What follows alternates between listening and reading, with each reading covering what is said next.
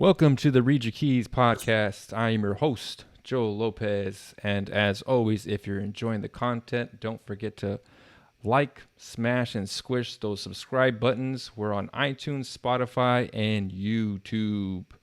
My guest today is my friend Brad, the Aged Survivor. You can find him on Twitter at Aged, AGED, Survivor, SURVIVOR, teaching lessons of life, love, and survival learned from failure, prison, and a great life. My friend Brad, welcome back. Thank you very much for having me. I think it's been close to a year, hasn't it been? Uh, Since we did the it's first one. It it's seems like it was last summer. I don't really remember. it sounds But about right.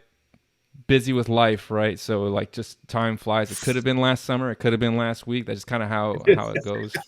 that's about right. But I'm glad to be here and I appreciate the invite. So, one of the things I always wanted to do with the podcast was have repeat guests because just like, hey, there's the comfort that comes along with it and just the interactions. It's Right. like, oh, like you know how it is. But the cool thing with Brad is that we've kind of had offline communications as well, phone calls and Right. stuff like that. So he's just a great person to speak to and just, so much wisdom. So I really enjoy, like, you really are one of my favorite people to speak to, Brad. So I'm really looking forward to seeing where this goes. One of the things that I Thank you. did have in mind off the get go is that you had shared that you had a son that was ill, and it's one thing when you're going through something. I think it's a whole different ball game when it's a loved one, a child that is going through something. That's got to be a whole different experience. And so being the thoughtful, loving man that you are, I was like, you know what, I would just like to hear what your thoughts on that. I appreciate that opening and a chance to talk about it because uh, it was the worst. This is the truth, and I've had some bad things. You know my history pretty well. I've had some bad experiences, lived through some hard stuff. But watching my son deal with a cancer diagnosis and then move through the chemotherapy process was by far the most difficult thing I've ever done. And I couldn't believe it. Surprised me how hard it was, how distracting it was, how challenging it was. So I've raised four. Well, I haven't raised them all the way. I've got two adult sons and then two teenage daughters, and they've had broken bones and sicknesses and sadness and things, and you always feel bad for them. But in October, would have been late October. My son was in Chicago. He's my second son. His name's Caleb. He's 19 years old. He was in Chicago for a little while, and he calls us on a Saturday morning. He calls his mother, and we were in bed. He called early. It was early on a Saturday morning, and he's like, "Mom, I got a problem." And he was upset. You could tell. He's really expressive. He's really emotive. When he feels Mm-hmm. something, you know it. Mm-hmm. And I could tell just by his voice that he was upset.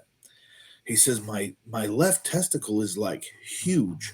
And I'm thinking, Mm-hmm. oh, that doesn't sound good, but Mm-hmm. whatever. But and it was fast. It was just like in a few days it had gone from he had a little tiny lump to a really big mass on his left testicle. Mm-hmm. So of course, he went and saw that was on a Saturday. He went and saw a doctor on Monday, and I got a call from the doctor Monday afternoon, and he said, this could be a couple things. We'll do a few tests, but I've seen this before. This kid's got testicular cancer, Mm. and which was upsetting. Obviously, Right. he got back to Idaho on Thursday, so we got him on a plane, got him home Thursday. He was in surgery Friday because the ultrasound came back and clearly it was a cancerous mass, whatever. Mm-hmm. Put him in surgery Friday, got the testicle out, did the biopsy.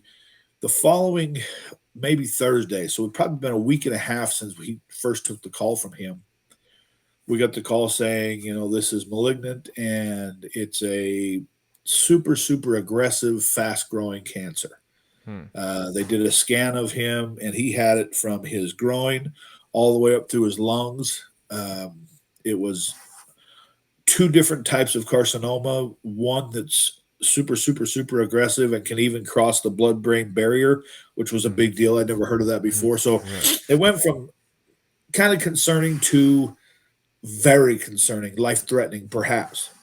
Uh, so we're in with the oncologist in our very first appointment. after learning the real diagnosis, and he's telling us all the things that to worry about and what it's going to be and whatever else. And I was sitting, my wife was here, and then my son between us, and then me sitting here, and then the oncologist was sitting across from us with a oncology student over in the corner taking notes like some sort of a weirdo. It's kind of a weird situation. But Yeah. I had the most overwhelming. Um, I don't know how to describe it. It was almost like an out of body experience where the my feelings for my son and his worry. He was worried about his life. He was worried about his future. He was worried about fertility in the future and having a family. All of this piling onto this young kid all at the same time. And I had the most overwhelming experience where I wanted to trade places with him so bad. I would have given anything in the world, and I can't even. That doesn't even really explain how I felt. I would have given anything to trade places with him, to take the Mhm. diagnosis, take the chance of death, and all the things that put it on Mhm. me.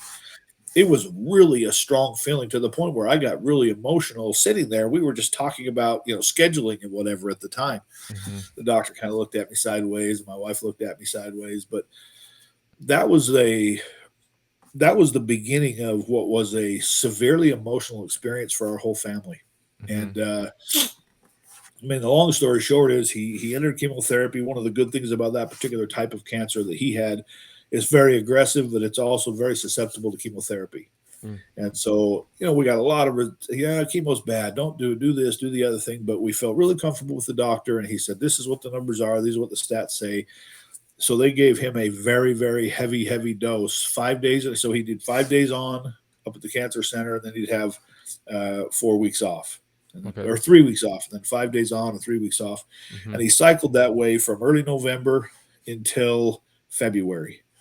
And Okay. he is a two-time first team All-State running back, really strong, really aggressive, hunts and fishes and hikes and Mhm. falls off cliffs and bounces. He's that type of a kid. Yeah. Uh, he always had long hair, and just kind of Mhm. like a wild kid. Yeah. And I watched his health just bottom out. All his hair fell out on Thanksgiving Day, and his eyebrows fell out. He out hunting pheasants, and Mhm. kept taking his hat off, and his hair just falling out. Mhm. It was kind of an emotional thing. I posted a picture of him laying on the couch under a blanket with I his remember. dog next to him, and his head was so white. Mhm. Uh, I mean, he looked like a corpse. And so that was all very difficult. The most difficult part was watching him deal with the fact that his life had been turned upside down. Mhm. Instead of being emotionally like he usually was, emotionally expressive and happy-go-lucky and everything else, he really turned inward and Mhm. drew back from us and from everybody, really. And that was really, really difficult. I could not coax him out of his shell to tell me how Mhm. he was feeling. Let's talk about the future and what this and what that. That was also really challenging. So he did get a clean bill of health in March. He has to have blood tests and scans done every 2 months to make sure it's not coming back. Mhm. Just right now, as we're speaking, he's in the room next door. And yesterday afternoon, he got a really, really high fever.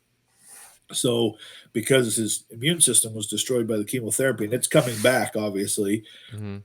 when you get a fever, get the flu, it's no big deal. But for him, it's kind of a big deal. So now I Right. have to watch him. He's got to go to the cancer center. So it just changes everything. Yeah. Um, anyway, that's a lot of talk for probably a short question that you asked me. But I will say that dealing with a life threatening illness that has turned out fine in the grand Mhm. scheme of things, but watching him suffer and try to re re-engineer his life maybe to understand Mhm. what he's going to do next. He's planning to play college football and all these other things, and Mhm. now he's not sure. He lost all of his muscle. He's trying to rebuild his body. You remember what it's like to be Yeah. 18, 19, 20. Yes. You got these plans, and it's fun and whatever, It's and your all of whole a sudden world. his life comes to a screeching halt. It was terrible. So during those weeks between the diagnosis and when he began his treatment, I've got a windshield replacement business, an auto glass business, and a car dealership, and a service shop, and I'm busy. I'm super busy. Mhm. I'd find myself at a job. I'd finish the job, get in my van, and instead of driving to the next job, I would just sit there for like a half an hour and stare Mhm. out the window Yeah. because I just had this overwhelming feeling of dread and worry and concern. And lots of prayer, obviously, and lots Mhm. of lots of discussion and what are we going to do. But I mean, I all those years I was locked up, and some of the danger and the fear that I experienced was nothing Mhm. compared to the challenge of watching him do that, and there wasn't a damn thing I could do to help him. I Yeah. prayed for him, I talked to him, I loved him. We tried everything that we could, but what could you do? Yeah. It was terrible. Yeah. It was absolutely terrible. Um, one of the things that kind of came up for me is just the overwhelming love that you have for your son. And I've Oof. always said that like nothing has taught me more about God than having children, because it's just Yep. this is this there's like nothing about like you love them but they're making their own decisions and choices and the things that help them. Like I was talking to Rubes, and I was telling her that, like, I played football and stuff, and like your own body, like you can be reckless with it, but then once I saw my kids Right. get hurt, like that, it like hurt my heart. Like Changes. you don't want to see them hurt. And so what you said about I would do anything to trade places with you. It's like, yep, that's exactly what God did. I did not want you to Right. suffer the consequences of this, So I so I did it will for you. I will come and send it for you. It's just like that is God. I'm I will take your place so you don't have to take those consequences, because us as daddies, imperfect daddies, would in a heartbeat do that for In a our own heartbeat. children.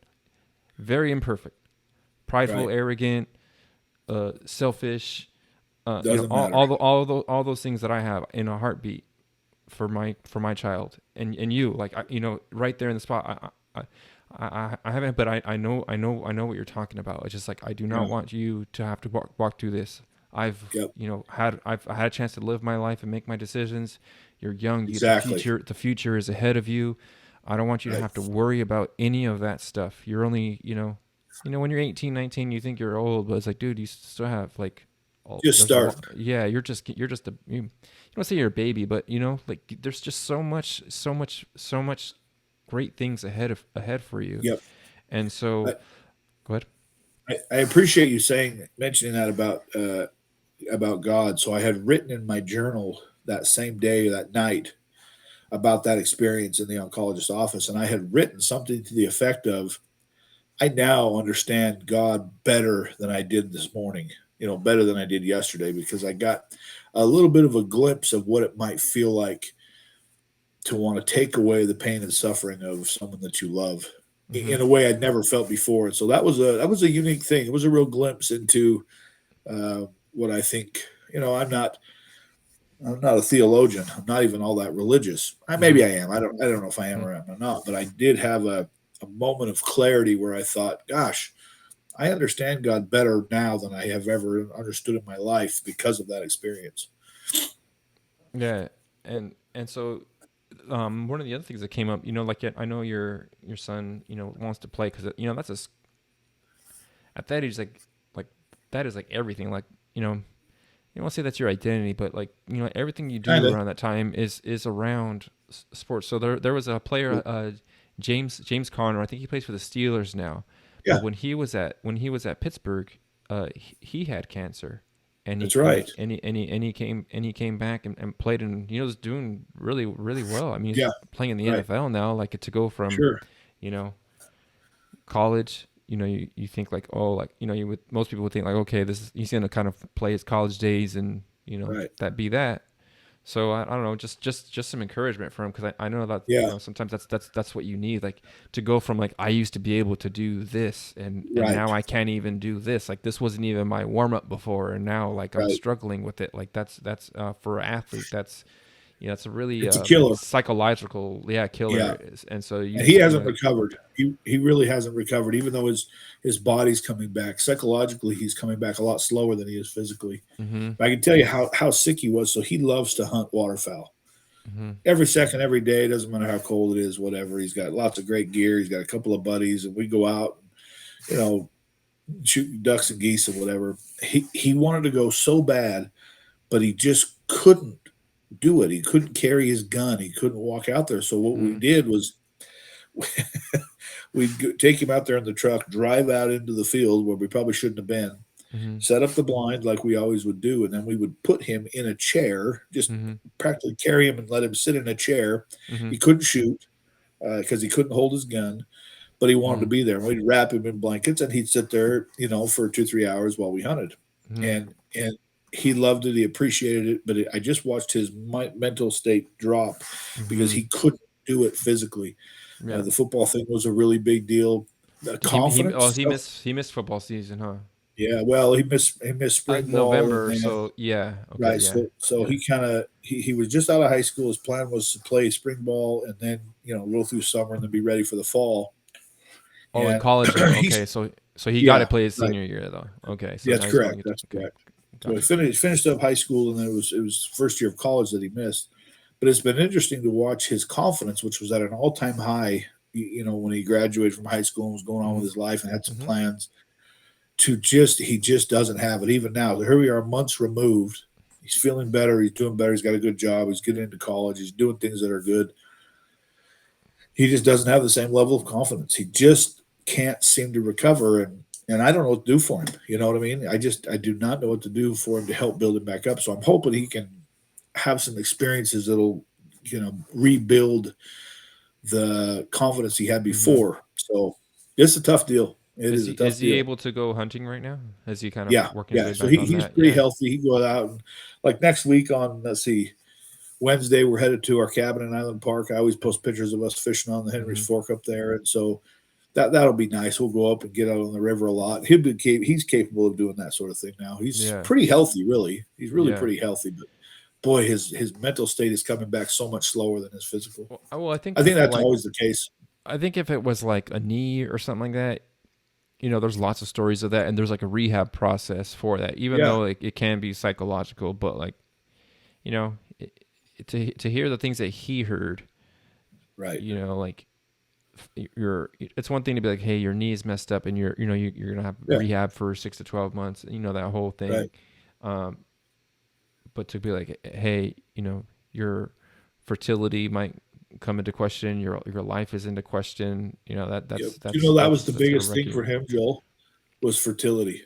Really. That was the thing that worried him the most. We have a really close family, a big family. I'm the oldest of six. We have four. My Mm-hmm. brother's got five. My other brother's got four. We have a big family, Nice. very active. We spend lots of time together. Mm-hmm. To the detriment almost of my children have never even had tons and tons of friends because they have us. They have a Mm-hmm. family. We spend Mm-hmm. time together all the time. And that's of course what he wants for his future. And so that was the worst part for him.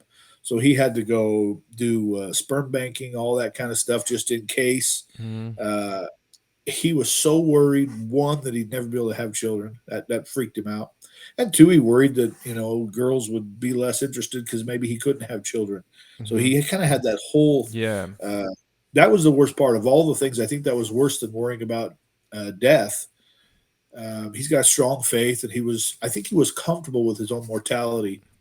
But the fear of not being able to have a family down the road, I think, was the most difficult thing for him. Yeah, and I think he's coming to a place because I think I kind of had that around that age too. It's like you kind of take stock of what kind of athlete you are, and Yeah, you're gonna make the decision of like how far can this go or not, and then what's like for me personally, it was like this is coming to an end. What is my next step going to be? What's my yeah, future going to right, be? And it was with my wife, and that whole thing. So for him, that might that's probably a big part of it. It's like, hey, like whatever my football career is going to look like or my athletic career, I've taken stock because guys know like, hey, I'm, yeah, I'm I'm one of the top dogs around here, and I'm still the right, top dog, or right, I'm in a bigger pond and I can compete, or sure, okay, like I'm just a dude now. Um, so yeah, I think that kind of like solidifies. Okay, like I'm gonna play as long as I'm able to and enjoy this and do this thing and get out of it. But here's my future, my career, and a family's a right. big deal. Like it was for me. That was like, okay, this is what my future is gonna be like. So that's a lot to deal with.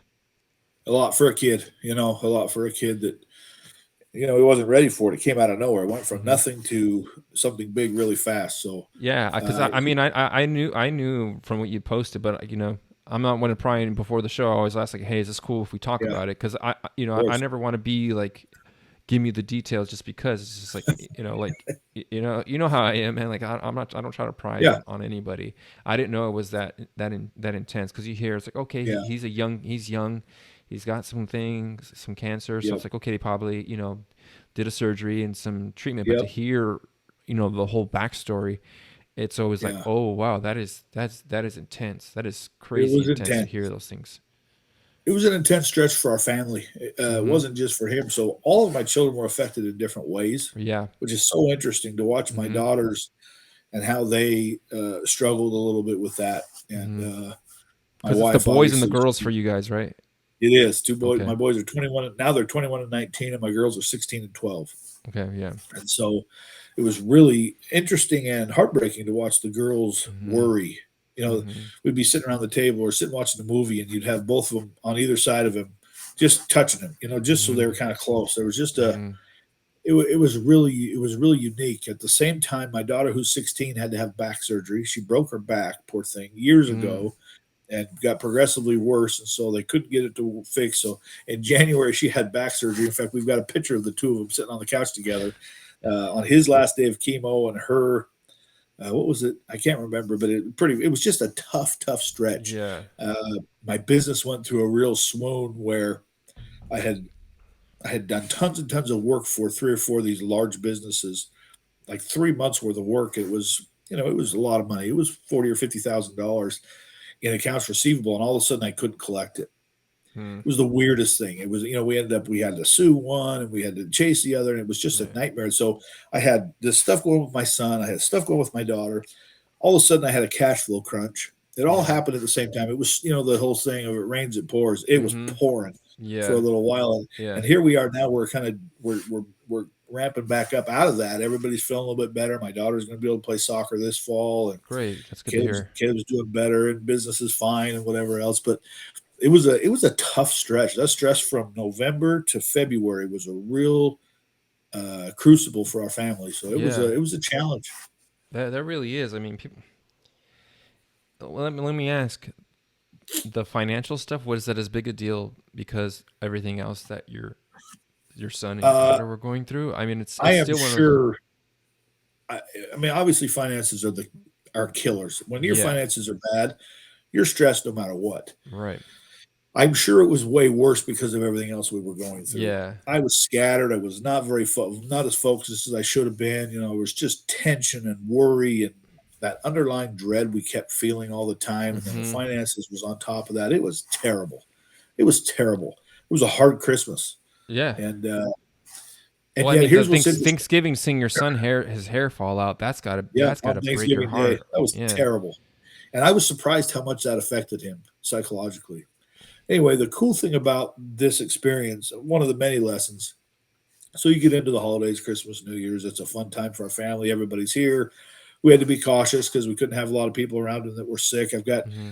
I swear I have 500 nieces and nephews that are little and they've always got colds and running Mm-hmm. around. So Yeah. Caleb Boogers. had Yeah. to wear a mask and had to kind of sit by himself. But as bad as things were, and they were bad, my oldest son wasn't married yet. So he was back home. Everybody was home. So during that 4 month stretch, it was really hard. But at the same time, we had a lot more downtime together because Caleb had to stay home. He was sick. He Mm-hmm. couldn't go anywhere. Didn't feel good enough. Uh, my oldest son Landon was home, and my daughters wanted to be around more, and so we also had a real bonding time where we kind of just sat together for those months and took care of each other. And so there was I think we'll look back and see that as a real turning point for our family, which was always strong. It made us a whole lot stronger. But I can see how we could have pulled apart. Yeah. My wife and I were really at each other then because of all the strain and whatever Right. else. So we had to stop and remember the things that were most important. So it was a real challenge, and I know that there'll be some long lasting issues. Caleb certainly is not out of the woods as far as cancer goes, and Mm-hmm. he's got to rebuild his life. But there are some real positives that came out of it for our family as a group, and we never know. I mean, I think I probably said this to you before. I would never choose to go back to prison. I would not have chosen that path for Yeah. my life. But the things that I learned and my family learned and who I am today and who we are today, partly as a result of that terrible experience. Mm-hmm. And so I very rarely say, I very rarely feel bitterness or anger about something that's happened in the past because it kind of molds us onto the path we're on. Yeah. And so even that bad experience at the first of this year, I think will turn into something we can look back at and say, boy, this really blessed us in the long run. So, I mean, you hate to say that because some kids Yeah. don't make it. You know what I mean? Right. Lots of kids don't make it. Lots of people don't make it. But for our family in particular, I think we can count it as a good time, a blessing time where Mm-hmm. we had some increased strength together. Yeah, it's a challenging time for sure, and I think it's interesting that you said that about the prison experience kind of molding, because I was thinking about that before we hopped on. I was like, and putting together, what you had gone through with your son being ill. Like, yeah, you never want to, you don't want to think it doesn't make sense that like, oh, this was a good thing for you. But I was like, you probably Right. sorted through a lot. From our previous conversation, like you sorted through a lot of things, Sure. and that you had to kind of work through, and you know, you can get whatever you want out of anything, right? Like if something bad happens, okay, if I can pull a lesson out of that, that's Right. great. Like you could not like and suffer, And and be bitter and miserable. Yeah. it makes sense too, right? It makes sense Right. to suffer, but if you can say, okay, what can I pull out of this, Right. then that's extremely helpful. And thinking about you and your wife, like it makes sense that you would argue crazy because Yeah. everybody is just pins and needles. You're probably Yep. not sleeping. You're probably not Right. eating. You're just Right. way That's distracted. right. Same thing with her. Like she's probably got like zero patience for Right. anything. For Um, everything. Yep. and you pile on the financials. So this is a charged environment. It makes sense that It was heavy. you would be at each other's throats. Yeah, we were. My wife and I, we kind of went through some issues because like we had housing issues, so it was tough. And we have young kids and stuff, and then we added Yeah. a baby on top of it, and so Right. we were kind of like nomads for a little bit, so it was That's tough. tough. But I would say to her, and she would say to me, "There's nobody else I'd rather do this with," as kind of a Right. reminder that like this is tough. We don't like it. Like, I might be, a little bit more snappy. You might be a little more, because, you're not sleeping, you're exhausted, you got all these things on your mind. And it's so Yep. easy just to kind of like, I'm upset, I'm selfish. And so I'm going to, just snap at you and take it out on you. But that Right. little phrase that we have, like nobody else I'd rather do this with, is just kind of like, hey, remember, That's so like good. we got married for a reason, and it was the expectation that if things like this happened, that we this is nobody else I'd rather do this with, and so that was kind of For like better or for our worse. exactly, and so that was our kind of like it's kind of like our one of our reframing phrases when we're kind of going through, um, you know, tired kids, sick kids, Yep. whatever is going on, like okay, this is not ideal, but I would not choose anybody else to go through this with. You're my girl. So that's And something you that have to kind of you go ahead. have to step back and say that Mm-hmm. because the first thing that leaves when you're under pressure is civility. Mm-hmm. It takes too much energy to be civil when Mm-hmm. you're feeling tons of stress. And the first person you want to blame is the person closest to you, which is Yeah. so weird, but it's Yeah. it's Yeah. human nature. Yeah. But that's a great phrase. I'll have to write that down. That's very good because if you could just every so often step back and say, well, just a minute, this is horrible. You're driving me nuts, but Mm-hmm. I don't want to trade. Yeah. I don't want Yeah. to trade. It's So funny that many you say people just that. jump out. Yeah. The minute it gets bad, they just jump out. I can't take it. I'm out of here. That's terrible. You got to stick it out.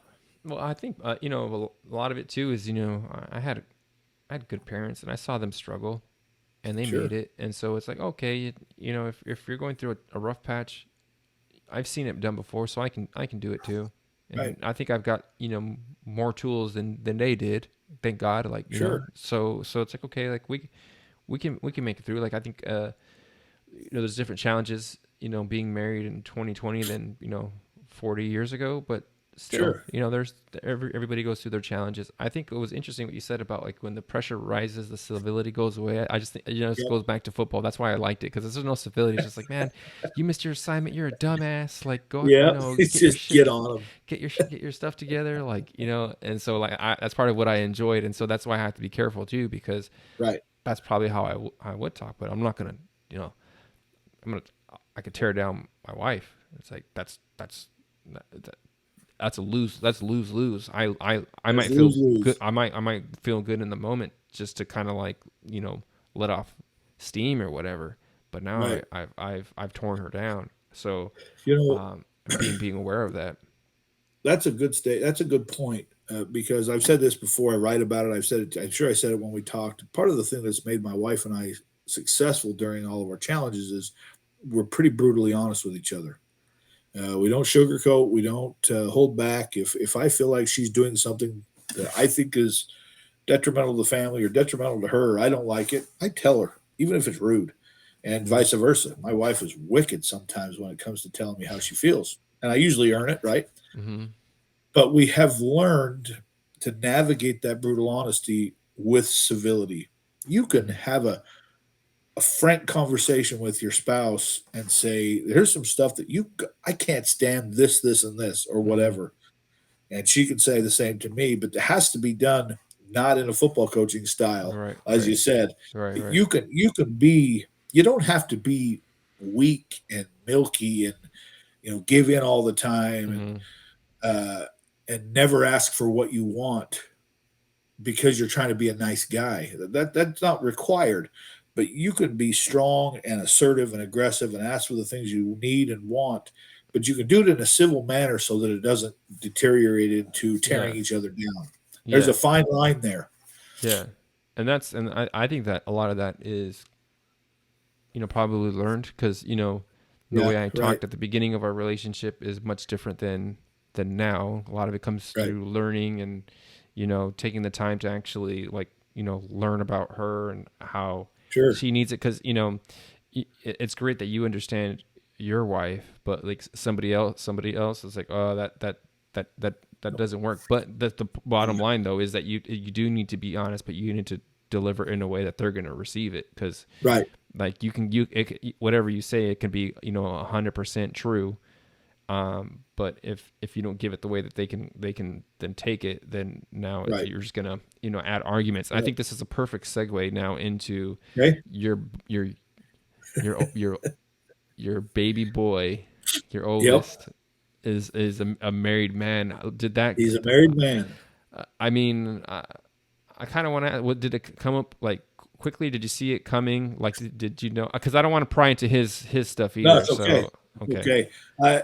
So my oldest is obviously it's everything's different with your oldest. Everything you're Mm-hmm. experiencing, First everything time. he experiences, I experience for the first time. Mm-hmm. So at the whatever it's called, the lunch after the wedding or whatever before one of the meeting times we were all together and I was supposed to give a short speech and I talked about that a little bit where I said, everything he's experiencing is a first for me as his father. I remember the day he was born like it was yesterday. I'm not kidding you. It's like I remember being so overwhelmed the day he was born. So he was born, he was healthy, and my wife was great. And I just had to take a minute. I went into the bathroom of the hospital room and prayed, like, help me calm down here and be ready for this because it was such an overwhelming responsibility I remember feeling.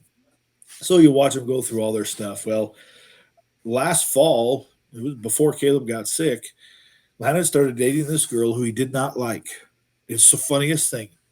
So he had played on a traveling basketball team all through his young years Mm-hmm. with this one kid whose little sister was always tagging along. She's a little Mm-hmm. bit, couple years younger, Mm-hmm. and he never could stand her. She comes from a really wealthy family and Mm-hmm. kind of spoiled, whatever. And he didn't like her. He went to a dance. He went to prom his senior year with a girl, and one of his best friends went with this girl, Mm-hmm. and they didn't get along, and it wasn't very good. And so they had moved away. They moved back to town, Mm-hmm. and I can't remember how it happened. Her mom said that my wife wanted him to go out. She totally made it up. So I went to school with her parents. I mean, it's a pretty small town. I know them. Okay. Her mom kind of makes us this story to get them to go on a date. They go on a first date, and I'm thinking this is going to go bad. They're total opposites. She is. They are the perfect opposites, Joel. You can't Mm-hmm. even believe how different they are. And I thought this is a disaster. This will never work. They went Mm-hmm. out, had a terrible time. A week goes by. For whatever reason, she decides, let's try again. And Mm-hmm. so they go out a second time. And you know, it just gradually, after 2 or 3 weeks, all of a sudden she's over all the time and he's with her. And he door dashes, if you can believe it. He does DoorDash and Uber Mm-hmm. Eats, and he makes ridiculous amounts of money doing that. So pretty soon she's riding with him in his car, yeah, when he's doing the thing. And I'm thinking, man, this is so shocking. And Mm-hmm. it was so fun to watch him, who is very stoic. He's the opposite of his brother. Okay. He does not express emotion. He barely talks. He's a real brainiac. Mm-hmm. He loves to read. He loves to think. He loves to be quiet. He's really different. Mm-hmm. And she's very emotional and she's Mm-hmm. emotive and she's dramatic, and they're perfect opposites. And he's a pain in the neck, truth be told. He's the Uh-huh. most challenging human, never listens. He's so stubborn. And I'm watching him give in to her on Mm-hmm. stuff. And I'm thinking, what the hell? Yeah. He What's really going on? likes this girl. Yeah. It was so fun to watch them, September-ish, October, November, just start to mold together. And I thought, crap, this is going to get serious. Mm-hmm. Joel, I did not think he was going to get married for a long time Mm-hmm. because he doesn't need emotional support. He has no interest in social behavior. He just kind of his own kid. He's kind of Mm-hmm. different. Pretty soon he can't live without her. He Yeah. can't Yeah. be Yeah. he cannot be with her when she's not with him. They're on the phone, the whole deal. And I Yeah. Yeah. remember feeling that way. It was Yeah. really fun and heartwarming and fulfilling to watch him change a little and watch her change and watch them kind of come together. That's By about awesome. Christmas time, it was pretty serious. Mm-hmm. And then, of course, he forgot to get her a Christmas gift because that's what he's like. And she gets him like everything he Yeah. could ever Yeah. want. Yeah. And Yeah. that dumb schmuck, he gets her nothing. Uh-huh. Oh, I tried, but then it didn't make it in the mail. Yeah. He's Yeah. just Yeah. totally. Yeah. She was so angry at him. It was so funny. But I knew then that because of the way they talked to each other about it, that they were really serious. They got engaged. Well, I don't know, February. Oh, they got engaged on Valentine's. They got Oh, okay. engaged on Valentine's and they got married June 11th. And so it was a great experience. It was a terrifying experience. How so? It had some, uh, because I know how hard it's going to be. Mm. And it's almost like you wind them up like a wind up toy and you just let them go. Mm-hmm. So it's one thing for him to graduate from high school and go to college and grow up and start doing things and move out and move back in, whatever. But when they get married, to me, to you, I know also, that's a lifetime commitment. That's an Mm-hmm. eternal commitment that you're making with someone to build a family unit together. Mm-hmm. And he knows that, and she knows that.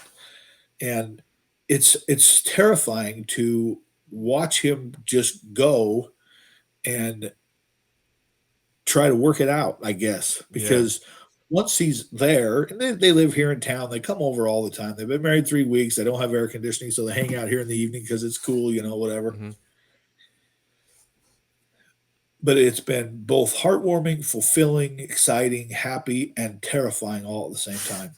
Mm-hmm. We talk about it. My wife and I talk about it every night. Are they going to be okay? Are they going to be able to handle this? Because they are very different. They come from Mm-hmm. very different backgrounds, Mm-hmm. and in some ways, But it has And been like a you said, great different styles also, right? Oh Like man, that. Yeah. so different. Yeah. She, we I'm the cheapest sucker. I told you this earlier. I'm the Yeah. cheapest sucker in the world. I grew up with one pair of jeans. You got it the first of the school year. You wore them. That's what you wore. You wore them Mm-hmm. every day. This is like elementary school. And then when summertime hit, you cut them off and wore them as shorts in the summer. Uh, I remember it being a big deal when the high socks with the three stripes around the tops, Yeah. the tube Yeah. socks Yeah. in the 80s, Yeah. when that got to be cool. Oh, I didn't have any of those. My buddies had them, and I never got any of those. I was barefoot all summer long. I never Oh, wore really? socks or shoes in the summer. And so I kind of come from that type of a background, and I just don't have a lot of needs. I don't buy stuff. I'm like Scrooge. I'd rather pile my money in a room and look at it. Mm-hmm. We went sledding at Christmas time. This is so funny. We went sledding, so we went to pick her up. She wanted to go. He wanted her to come, of course. Well, she went to the ski closet. So at her house, they have this really big house, and they have a closet that just has all their skiing stuff in it. Mm-hmm. And I thought to myself, how could she get involved with a family like ours? It's just we got a bunch of broken sleds and some Mm-hmm. old boots and whatever, and she's got a closet set up just for skiing stuff. Mm-hmm. It's like $2,000 worth of ski gear. It was so Yeah, yeah, funny, yeah. and so, but it has been so rewarding to watch them work together, Mm-hmm. and they're just getting started. 3 weeks in, they are Yeah, so happy, and yeah, they are so dedicated to each other and working through their challenges, and watching it from the outside has been really really fun, and it has made me wish that I knew some of the stuff that I'm trying to tell them. I wish someone had given me the advice yeah. that I'm trying to give them. They're in a great position. um, I think they're doing great. I think they're doing great, but it has been a real whirlwind, um, to watch that happen. Did you have a lot of conversations with your son? Because you did mention that he kind of like is stoic and He's difficult. yeah. So I did. uh, my wife and I had a lot of conversations. Of course, we've taught him all of his life the right way to be and the way to Right. have families and what's important, and he accepts all of that. Mm-hmm. But the week leading up to his wedding, he knew I wanted to sit down and have a real father son talk with him. Did He he tell you he was going to propose to her, or did he just do Yeah, it yeah, like, we knew. okay? My wife badgers them to death. There's nothing we don't know. She Uh-huh. picks at my kids and makes sure they. She makes sure she knows everything. So we were involved. We helped set it up. We had the whole deal. So yeah, we it was not a surprise to us. It was a surprise how fast it happened, but Uh-huh. once it was going, I could see the You could, change in yeah, him, and I wasn't yeah. surprised a bit. Uh, the week before his wedding, he knew I wanted to sit down and have a father son talk with him. I knew he didn't want to because he's not comfortable with that, even though we're close. So I pigeonholed him one day. I got him in the basement. He came home late. I waited up for him like I always do, and I said, "Sit on the couch for 10 minutes. We're going to talk." And we did. We talked for, I don't know, 2 hours, 2.5 hours Mm-hmm. probably. Middle of the night. I was so tired. I had to get up and go to work. But I left that conversation feeling so confident in him because he had matured in a relatively short period of time. He was so much different. He was very mature.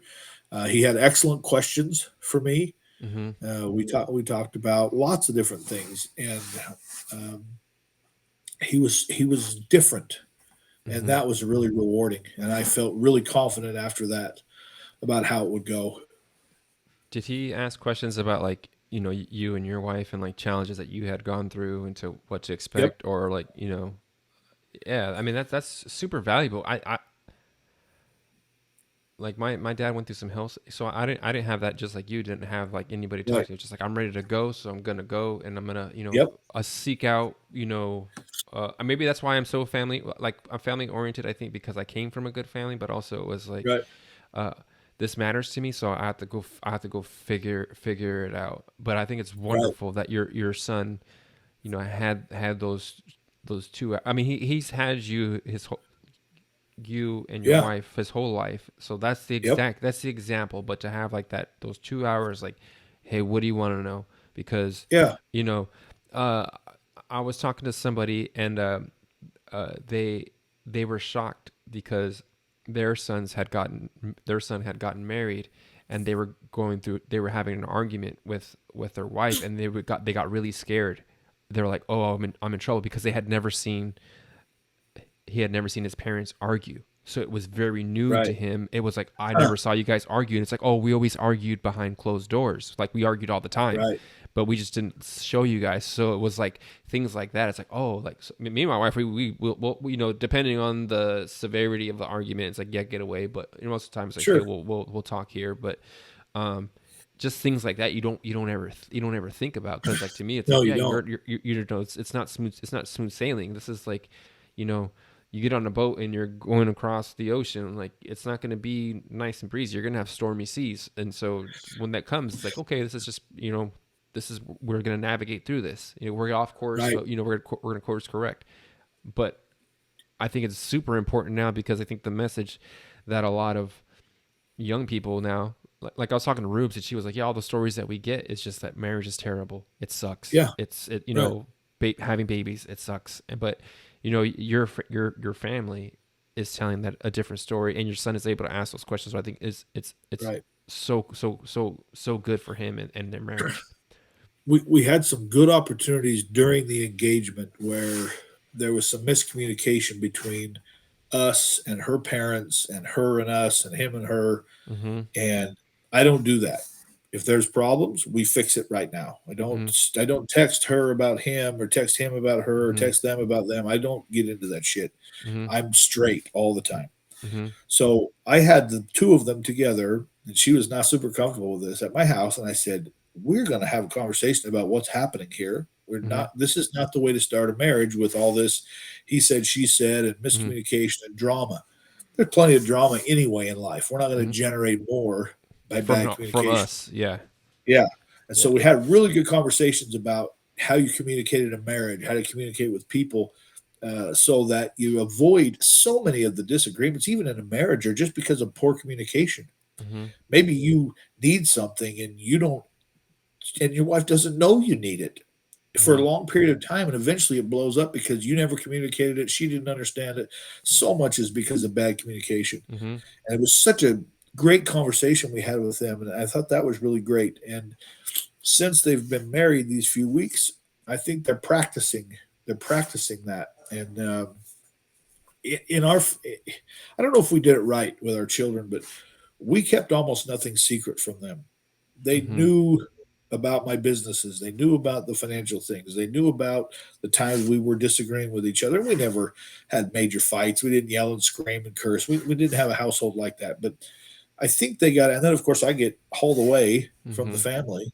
And they're in the middle of that, and Elizabeth goes back to school, and all the things that we went through there. I think Landon and I think all my kids have a very realistic view of what life is, Mm-hmm. and because of some of those challenges, have learned that you can work through them. Mm-hmm. Today's world tells you that when things get tough, you cut and run. Mm-hmm. The divorce rate's over half. Uh, if people even get married, Yeah, if they get more married, people, yeah. Now they're if they avoiding it, right? Right. they're avoiding it altogether Yeah. because it's hard, and it Yeah. is hard. Yeah. Having children is really hard. That's a huge Mm-hmm. responsibility. Mm-hmm. It's a financial responsibility, a time responsibility, a Mm-hmm. sacrifice, and so people are avoiding it.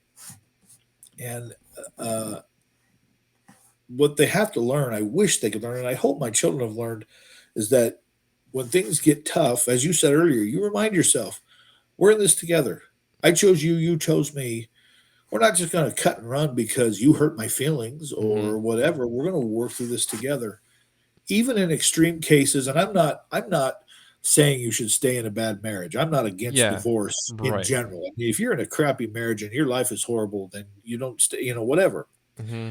But most divorces are avoidable by effort on both parts. Right. A good example of this is I have a very close friend. I'm close to both parties, both the husband and the wife, and they're very wealthy, very successful, good people, wonderful people.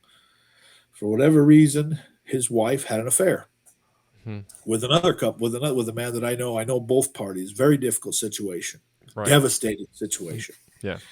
Each family had 3 or 4 or 5 kids. What are we going to do? Do we get divorced? I hate your guts. I can't believe you did this to me. Whatever. In both cases, interestingly, they decide for the betterment of the family to work it out. Mm-hmm. And I've often said to my friend, I don't know how you did it. I don't know how you Mm-hmm. did it. And he still suffers. This is years ago. Mm-hmm. He still suffers from some of those feelings he has. But if he were to choose to do it over again, he wouldn't get divorced and split up his family. They decided, I chose you, you chose me, you screwed up. I'm brokenhearted. Mm-hmm. Not sure we'll ever trust each other perfectly again, but Mm-hmm. we can still have a better life and create a better life for our children. And now their kids are growing up. They've got us. Their kids are, he has 2 college kids and then two more teenage daughters, Mm-hmm. and they're so much better off than if they had just given up. Yeah. And that's an extreme case, and it doesn't always work out that way. Yeah. But you have to try harder to keep your family together than you try for anything else. Yeah. If you're a guy that loves money and you chase money 1,000 miles an hour, and that's really good and that's important to you, you need to work that hard on your marriage and be Yeah, that dedicated to you it. know what's interesting is like I've seen there's a guy that kind of goes around and does like really extreme physical, like very extreme physical tasks and just kind of like Okay. goes for it. Is very committed to it, and that's admirable, right? Like Sure. you have this thing that you're so committed to, um, but divorced multiple times, I think. And it's Yeah. like, man, if you had just done, like, if you could just translate a Right. fraction of that to your family and your marriage, Relationships. like it would, because are you to me, you got to win in the business field and you got to win with the family. And if I Yep. had to choose, I want to win with my family first. But Yep. it's not an either or. And No. and if I'm being, you know, if I'm assessing myself honestly, then I could do a much better job on the financial side. But my family, like they know that I love them and I take care of them. Right. But going back to your friend, who had the infidelity. So there's a story in the Bible of I think it's the prophet Hosea, and God Okay. tells him to marry a prostitute, Gomer, and it's like Okay. Why would they do that? why would he do that? And then so she goes and she cheats on him a lot, Yeah. and he's like, and God tells him you have to take her back. And so Huh. what was the lesson? And it was like, just the way that she ran off with other men, that's the way that you have been with other gods. Like Yeah. when you turn and you make money your god, you have been unfaithful to God. When you go and Sure. look at porn, you're being unfaithful. You can put your family above God. You can make that. You Sure. can make anything a god. And so That's right. like it is brutal to hear that, like, you know that he went through that, because like I don't know. I love my wife, but if she did something like that, I'm like, hey, I don't Pretty take tough. that. I don't take that. Like Yeah. I don't take that. Like I'm a that's kind of my like, I don't take that. And so, but I love her. And so just the context too, because a lot of times people are like, why would you take her back? That's crazy. Like, but it's Right. like, Right. if you if you take a step back and look at Take a step back. it in eternity and family and all that, it's like, okay, it makes sense. But for some people to be like, that is crazy, I would cut her off. It's like, yeah, that makes sense that you Sure. would want to just burn it all down. But do Yep. you want to burn it all down, especially when you have kids? Like, do I want them to Changes go everything. to go through everything? So it's Yep. not so simple. I mean, if it was just like, they were dating, yeah, of course, man, get out of here. But Right. once you've made the commitment, I, that's a whole nother ball game. I told this story the first time we talked, and I write about it. But there's no reason my wife stayed with me. None. Hmm. There's zero reason that she should have stayed with me when I got locked up. Hmm. She knew nothing about what was happening. She was totally blindsided. To her, it was as if I had been unfaithful because the woman would never tell a lie Hmm. in the world. I I deceived her. I deceived other people. Um, she felt like she didn't really know me. I mean, it's not like I'm 6'3" and handsome with a great physique. I mean, I have. We at the time we had no money. I mean, we were destitute at the time. The feds Hmm. took everything. She was sure I'd never be able to work again, which they've tried really hard to make it so I can't make a living. And Hmm. luckily, I'm fairly stubborn and stay after it. But Hmm. there wasn't one thing on, if you were to make a list of Hmm. why we should stay together and why I should divorce him and move on with my life, there wasn't one thing on my side except she had committed to our family, and in her heart, that was the most important thing. Hmm. She had committed. So all these things on this side did not outweigh her commitment to our family. And that's admirable. It's odd in the world. Hmm. She was totally justified to have thrown me over Hmm. the side, Hmm. and she has suffered because of it. Hmm. But she put me, our relationship, our family unit, our future grandchildren and their grandchildren, and the, Hmm. the legacy we're trying to build.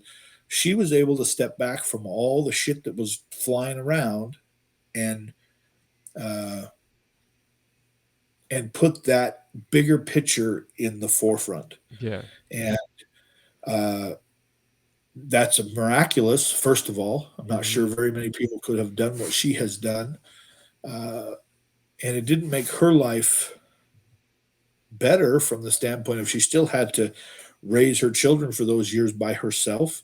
She still had to deal with the scorn and the and embarrassment of what had happened, and she had to deal with the fact that she felt like, I was a dishonest jackass that she Yeah. never would have guessed. And yet she held on to it, and I think even she would say if she was here, that the trade-off has been a good trade-off. Our family is strong, our children are strong. Now we've got one married and he's Hmm. doing well, and we hope the same for the other. Yeah. And so it's very short-sighted, or myopic, maybe a Yeah. myopic view, to no matter to whatever happens, to just cut and run, Yeah. especially in a family, Yeah. especially in a family. The stakes are so high at that They point are. that and I mean it's silly to have to preface it. It's like, yeah, if you're going through abuse and everything, but it's like, no, like Totally. if it's just circumstances, if it's a rough patch, like you Yeah. can work through it. Like I honestly think that's like probably like 90% of them. It's just like you just gotta work through it. Like Right. take the same dating mentality that you had and give that effort again. Yep.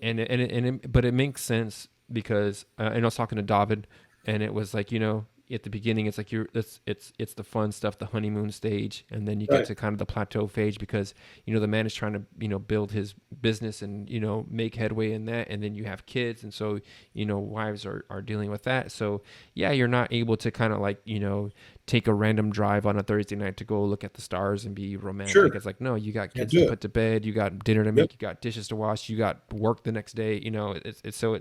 So you had a great. I always think of you as the was it the domestic tranquilities? Is that your Yep. phrase? I love Domestic that. harmonies. Domestic harmonies. Thank you. Yep. And those are the things that you kind of like when you get married, like that. Those are the things that you want to be able to do. Like for me and my wife, like going to the store alone is like, oh, this is great. It's almost like a date because Right. I've always enjoyed her company. I always Right. enjoyed her company. That was like the main thing. Like I just want to be with you. And Yeah. I'm a natural homebody too, so it probably Me makes it too. easy. Like I just want to watch Yeah. football and like Yep. barbecue and like, Yep. so that makes it pretty easy. But I don't know. I just really love talking to you because you have it's just such a great perspective. Taking the nuggets out of what you went through, with your time in prison, and then the same thing with your son. Like it's like that's how I want to be. Like I'm going through these hard times. What can I if my heart and my head is on right, I can pull out something Right. from this. I'm not going to pay this cost. I'm not going to pay this price for nothing. I'm going to get Right. something out of it. And and you're right. You're 100% right. And the interesting thing about that concept is it still holds true even if things don't work out. So maybe the marriage doesn't stay together. Mm-hmm. Maybe your son does die. Maybe you do lose a job. Maybe you lose your home. Maybe the thing you're working for doesn't work out. Mm-hmm. The neat thing about learning to love the little things and enjoy the domestic tranquility, or to learn lessons from hard things, the whole silver lining cliche. Mm-hmm. If you are trying every day to do better, be better, seek out lessons in everything that you do, and enjoy the things that are small, uh, even when life is at its worst, you can have a baseline of happiness and joy. And Mm-hmm. that's to me, that's an important message, because so many things, so many people think, and this is how we feel, that if everything isn't going well, you're unhappy, you're feeling anxious, whatever else. But even when my son was sick and the chemotherapy was killing him essentially from the inside out, and the worry about this unseen cancer that was climbing through his body was the visual in my head, and we were a little bit broke and we were worried about our daughter, it was a really tense situation. We still found peace, contentment, and joy in the things that we always found peace, contentment, and joy in. We had to work a little harder at it. Mm-hmm. When I was incarcerated, it was terrible. There was not one good thing. Nothing was good where I was. And yet I found good in people, conversations, the sky, whatever, fresh air, whatever. It's all very cliche, but Mm-hmm. you can have a baseline of joy and happiness no matter where you are in life if you're willing to look for the silver lining and you're willing to work on yourself. Because you will always feel joyful if you're a little better today than you were yesterday. Mm-hmm. Yeah, that doesn't matter where you're at. It doesn't matter if your wife leaves you. It doesn't Mm-hmm. matter if something terrible happens, which is going to make you feel terrible, and you're going to be upset, and you're going to have tears, and you're going to have anguish, and you're going to say, "God, why me?" And this is so Mm-hmm. terrible. But if you are focused on getting a little better every day and enjoying the little things of life, even in one of those situations where you're saying, "Why are you doing this to me?" Which, of course, God's not doing anything to us, but Mm-hmm. that's kind of how we think. Yeah. You can avoid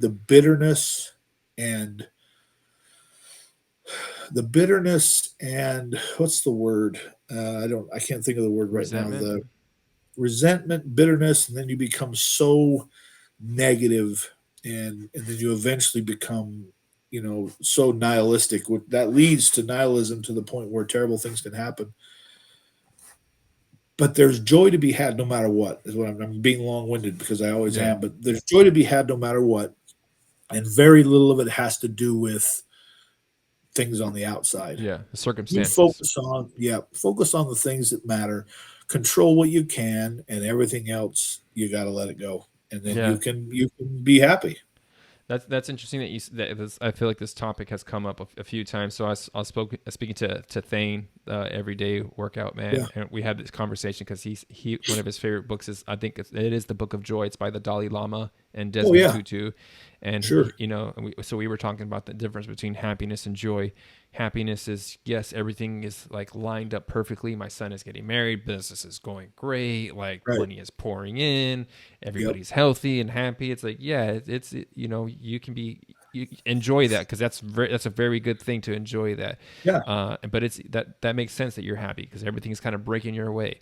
But when things do not break your way and they break in ways that you couldn't imagine, holding on to that now, that's where the joy comes in. Joy is an inside job, and I don't know. It just feels like might be kind of a theme as I run through Yeah. a lot of the guests. But I do talk to people, like I like talking to people like you because, like, yes, things are not good circumstantially, but I can still have joy regardless of what's going on around me because this is the way that I want to be in life. I Right. get one shot at this, so like I want to, uh, you know, I'm in prison, but I'm noticing that the sky is blue and it's beautiful. It's Yep. a small thing, but it's just like, what? Well, let me focus on that one thing because Yep. that's going to help get me through the next minute, the next hour, or whatever. Like Right. if that's what it takes, And that's that's sometimes all you can do. yeah, yeah. The cool thing about everything that you just said, first of all, is true. Second of all, it really is up to you. That's your Mm-hmm. choice. Mm-hmm. You get to pick. I get to pick how I feel every day. Mm-hmm. Now, there's going to be lots of things that might try to force me to feel a certain way, but I don't have to accept that. I get to Mm-hmm. pick, and that's liberating to me. Let me ask you. I kind of had this picture in my mind when I heard that your son got married. How What went through your mind when you saw your wife dancing with your son for the father, or was it mother son dance? That's a great question. So there was a gazebo there, and Lannon and his wife danced, and of course Mm-hmm. Lannon and my wife danced, and we did the whole thing. I When I saw he and her, my wife and my son together, and of course my wife was talking to him, and he Mm-hmm. was laughing, and they were Mm-hmm. joking, and it was very heartwarming for everyone to watch. Mm-hmm. All I could see was her holding him in the hospital and thinking, what did it take? This is so funny. I'm so glad you asked that question. I haven't said this to anybody yet. What did it take to get him from that day in 2001 to this day in 2022? All of the things, all of the pathways in between there, the pain, the suffering, the highs, the lows, the just daily conversations and pushing him to be better, and all the things that it took to get him from there to there. The common thread in all of that was his mother's love for him. And those two don't get along that well. They have a real similar stubborn streak, and they really do not get along that well. They're always at each other's throats. And Mm-hmm. yet, I know that Landon knows that his mother loves him more than anyone in the world, save maybe God. Mm-hmm. And that has been the common theme thread that has run through his whole life. And I thought of all the things that we could have taught him or given him, that love of his mother and his father, but at that moment I was thinking about his mother, are probably the most important, Mm-hmm. above all other things. And I could see him um, trying to reciprocate that to her at that moment Mm-hmm. without being able to. Yeah. And last night they were here at my house, I told you, and they were enjoying the air conditioning. And for a moment, I was sitting at the kitchen table reading, and his wife was in the living room with my daughters. You know, they were doing whatever they were doing, and Landon and his mother were in the kitchen there. Fairly close to where I was sitting, and she just stopped him in the middle of the kitchen, totally out of the blue, and just hugged him Mm-hmm. and said how proud she was of him and loved him. And he doesn't like the hug. He's not real. Yeah. He does the Yeah. side hug or the back Yeah. pat. Yeah. And she won't let him get away with it. She's like, you give me a real hug, whatever. Mm-hmm. But there it was again. She was Mm-hmm. just so happy he was here. She was Yeah. so happy he was happy himself. Yeah. And that moment of them together was a really poignant reminder of what it takes to get a child there. And the most important thing is the love of their parents, Mm-hmm. love that they know exists. That's unconditional, regardless of how good or how bad they do. That Mm-hmm. love is a steady baseline that never ever changes. And so that was a long answer to a short question, but No, that's how I feel. I love your answer, so you don't have to apologize. You talk as long as you need to, because I think like it's one of those things though. You seeing your like I haven't been through it obviously. My kids are really young, but like when you marry somebody, like it's that's kind of where where you're headed, and to Yep. it's really it's a challenge when they're young and because they need you so much, and then they're teenagers, and they're pushing boundaries, I'm sure, but then Uh-huh. to get to that point where it's just like you said, I remember holding him as this little baby, and now here he is, a married man now, who's taking care of his family. It's like that's got to be like, it's just one of those things. Like I'll see my wife do things, and I'll be like, "Yep, that's why I married you," and Yeah. I'm so glad I did because of that right there. Like you see her, like being so sweet and like gentle with the kids, or like Yep. giving a stern answer, whatever. Like you're just like, "Yep, that's why I married you, because you don't take any shit, but also you're so Yep. sweet." So Yep. to see, to have that moment with to just her and her,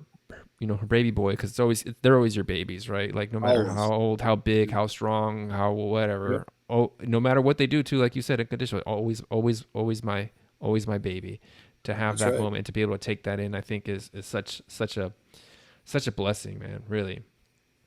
And what you said of seeing him go through his life and now get married, and of course it's not over. My parenting job isn't over. I've just gained another child. But witnessing him as a man doing things that men do is the most rewarding and fulfilling experience of my whole life. Um, I've had lots of successes and happiness and joy and lots of things that made me feel great. But witnessing his manhood as a husband, and he's budgeting and working, and they're talking about their future, and he's instantly, it almost seems like, changed into a real man, Mm-hmm. from a young man to a man. It's the Mm-hmm. most fulfilling thing I've ever experienced. And it is like, I'll be sitting by myself and think about it, and just get a big dumb grin on my face, because it just really, man, it is really great. I'm sure that the opposite, if it doesn't work out that well, it's devastating and everything else. But watching him make these decisions and be a man Mm-hmm. have been the best thing I've ever experienced. Yeah. I mean, it's super rewarding. That's why you do it, right? Like Yeah. It's something stupid. There's the meme of it's like the dad coming home and the kid is playing video games. It's like, son, are you winning? Like, you know Yeah, that I don't know if you've seen that meme. It's like the dad's got I it's like a have. stupid stick drawing or whatever. Yep, But I yep. just my kids like we've kind of put off video games for a long time, but we finally kind of gave in and rewarded them because we it's like okay it's kind of time. Right. And one of my kids like beat a level, and I was like so proud of him because he was like so proud, and it was like Because he was so that happy. yeah, and it was like that meme came into my mind. It's like this thing is so true. Like not only do you win, it's like yeah, son, like kick their ass. Like I want you to like win. So I don't know. It's just everything we do is for the next generation. That's just the Yeah, part of it. And it should be. It should yeah, be. yeah, the decisions we make are for our kids and their kids. I'm Yeah. already kind of thinking that way too. My children's children. I mean, my kids Yep. are it's a long way away, but at the same time, I think it'll go fast because you said Oh 2001, man. and I was like, 2001 doesn't feel like that long ago, but Yeah, it yeah, was. yeah, it was. It's like okay, um, no spring chicken anymore, man. But I know I'm not. Look at this hair. yeah, I don't have a black hair left in my head or my beard. you can I, shave it I off, man. fight. I fight to stay 40 pounds overweight. There you go. I mean, that's about as good as it gets. It's so frustrating. It's hard to get old, but it's great. But it's great to be my age. Yeah. You know, I came up with middle age survivor years ago, a couple years ago when I started this account, because in my mind that kind of told a story. And I think now it's kind of dumb. You know, an aged survivor doesn't really make any sense, but there's something beneficial of being. I'm 45. I turned 45 this year. I obviously have a married son. I have a growing family. I'm, I'm moderately healthy. I'm moderately whatever. Hmm.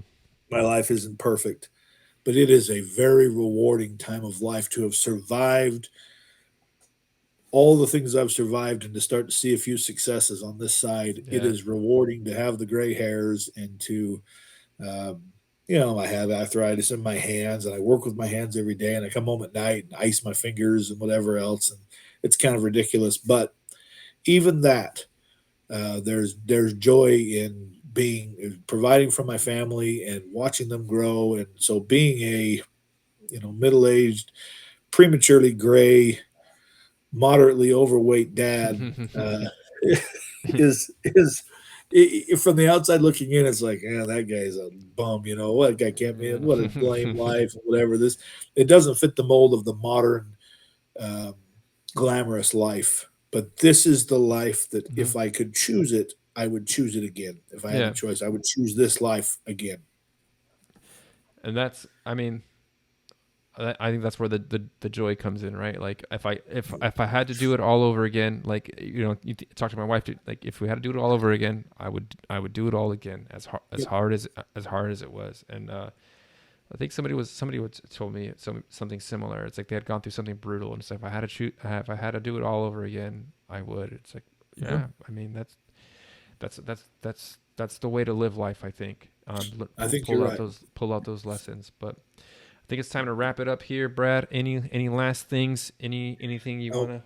No. no, I think that was it. I think that was it. That you pick your life and you make it what you want it. And when it goes sideways, go with it and keep working at it and going for the things you want. Because in the end, you're going to be dead one day anyway. You know, you're going to be dead, Mm-hmm. and this life's going to be over. And regardless of what you believe about the next, whether you believe there is something or not, doesn't matter. You got this one chance Mm-hmm. to live your life the best way you can. I hate the phrase living my best life because it always brings this selfishness into it. Mm-hmm. Because living your best life has little to do with yourself, it has a lot more to do with what you're doing for those around you. Hmm. If you really want to live your best life and you really want to be happy and you really want to have lasting joy, it's not that much about yourself. It's about what you can do for people around you and what you can do to better yourself so that you're better at helping people around you. I need to lose weight and get healthy because I need to stay alive for my grandchildren and great Mm-hmm. grandchildren. It's for somebody else. And so, anyway, that's it. I mean, don't get caught up in being selfish. Get caught up in being selfless and in building the people around you so that you can see them succeed. And that's real joy. Amen, man. That's beautiful. He is the age survivor. Brad, thank you so much for coming on. He's teaching lessons of life, love, and survival. Learn from failure, prison, and a great life. You can find him on Twitter at age survivor. Brad, thank you so much for coming on, brother. I love speaking to you. I really do. Thanks very much. Made my whole week. Thank you.